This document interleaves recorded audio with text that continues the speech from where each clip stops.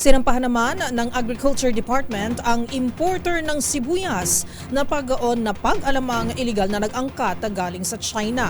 Maliban sa ito raw ay iligal, hindi rin daw matitiyak ang kaligtasan nito para sa human consumption. Ang mga detalye babalita ni Val Gonzalez.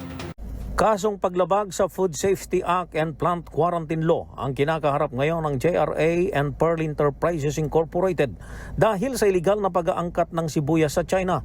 Inihain na ng DA Bureau of Plant Industry ang formal na reklamo sa Manila City Prosecutor's Office laban sa nabanggit na kumpanya at mga matataas nitong opisyal. Nagugat ang kaso na mag-import ng 25 metric tons ng sibuyas na nagkakahalaga ng 2.37 million pesos sa China ang JRA nang walang sanitary at phytosanitary import clearances o SPIC noong July 2024. Sabi ng DA, illegal ito dahil ginawa ito ng JRA sa panahong suspendidong pag-i-issue ng SPIC mula January 1 hanggang August 19, 2024. Giit ng DA-BPI, bukod sa illegal ay hindi ligtas for human consumption ang tonel-toneladang sibuyas na maaari pang magpakalat ng mga pesting insekto o sakit sa halaman.